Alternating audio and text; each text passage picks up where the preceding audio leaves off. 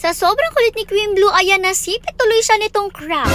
Medyo na-late ang video na to, pero eto na nga ang video ng pagsalubong ng ating pack members kay Mother nung nanggaling siya ng Mindoro. Grabe, sobrang na-miss rin kasi talaga nila ang kanilang mommy, kaya ayan, pinagkaguluhan talaga at dinumog-dumog. Pero feel ko naman talagang hindi mommy nila, sinasalubong nila at talaga nakikichika lang sila kung ano ba yung hawak ng mommy nila. Kaya naman nakipagkulitan na rin si Mother sa kanila at ayan, talagang inumpog ang ating pack members, pero syempre gentle lang yan at hindi naman sila nasasaktan dyan. Kaya nga pala may hawak si Mother na ganyang lagayan dahil nga eto, mamimigay siya ng saging sa ating pack members. O diba, ang sarap-sarap ng breakfast nila, nakasaging agad sila for today. Agawang-agawan tuloy sila kasi medyo matagal rin nga silang hindi nakatikim ng saging. Una na nga binigyan ni Mother tong si Dos kasi hindi niya talaga kayang makipagsabayan dito sa mga kulit na nanghihingi na to at baka maya-maya maubusan pa siya kaya inuna na siyang bigyan. Anyways, itong saging nga pala na pinamimigay ni Mother, alam nyo naman na siguro kung saan to galing, diba? Kitang-kita nyo naman sa video natin na ilang sako ng saging ang dala ni Mother pa uwi galing ng Mindoro. Syempre, sino pa ba makikinabang sa mga saging na yun? Walang iba kundi ang pack members nating napakasisiba.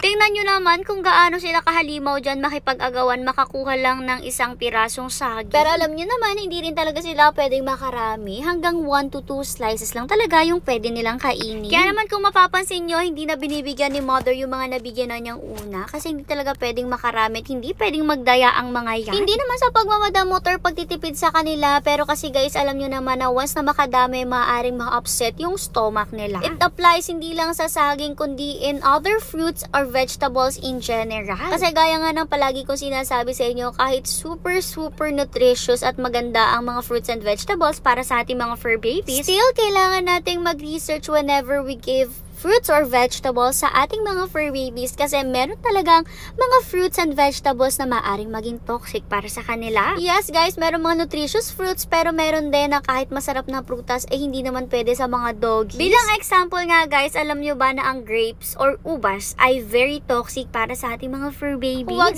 nyo pong bibigyan ng ubas ang ating mga fur babies. At isa pang example guys na maaaring toxic para sa ating mga fur babies kapag bibigyan natin sila ng watermelon. Watermelon itself very nutritious at very yummy treat para sa ating mga fur babies, pero never ever give them watermelon with seeds. Kailangan mabusisi tayo guys sa pagbibigay ng mga fruits sa ating fur babies. Gaya ng watermelon, kailangan talaga tanggalin mo every seed bago mo ibigay sa inyong fur baby. Anyways, let's go back to the video. Nakatambay rin nga pala dito etong si Britney at nanghihingi rin siya ng saging dyan sa kanyang mommy. Syempre, meron naman siyang saging pero eto nga lumabas na rin si Mother at sakto nagsisilabasan na rin nga ang ating mga female. Dito nga mapapansin nyo talaga yung difference ng ating males sa females kasi kanina yung mga males natin, kung mapapansin nyo kahit sumasalubong sila, hindi naman sila gaanong nag-aakyat-akyat kay Mother, ilan lang talaga yung umaakyat at pag-akyat ng isa, bababa na uli. Hindi nga gaya ng mga females natin na talagang parang gusto lang syoktayin si Mother, lahat sila nakatayo na, nangaagaw at nakakapangalmot na rin. In general, mas behave talaga ang mga males natin as compared sa mga females. Medyo nagkulitan lang talaga yung mga males since nadagdagan sila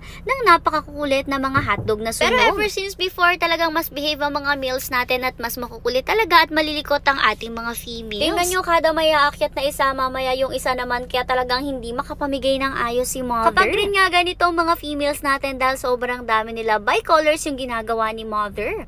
Let's say for example, yung mga itim muna, bibigyan niya si Thunder, si Cyber, si Malia. Tapos susunod naman niya yung mga puti, si Snow White, etong si Olaf, tapos syempre si Snow. Bali ganun nga lang yung ginagawa niya palagi. Nangulit pa rin nga siya sa pack members at pinakita rin nga niya yung mga daladala niyang crabs. Bali itong mga crabs na to, galing rin nga ito sa Mindoro at ayan, talagang pinalapit niya pa nga dyan kay Britney. Buti na lang nga hindi sila nasipit dyan. Kasi tingnan niyo, muntik nang maabot ni Snowy yung mga crab na yan. Buti na lang talaga at hindi rin natuloy. Curious na curious rin naman yung pack members natin ng time na to, lalo na nga itong ating alpha na si Malia na todo amoy lang, at itong si Kimbo, nalapatan niya talaga yung mga crabs na yan. Buti na lang hindi siya nasipit at talagang napaalis nga siya nung malapatan niya, siguro dahil iba yung amoy. At least kahit pa paano na-explore ng pack members natin ang crabs for the first time.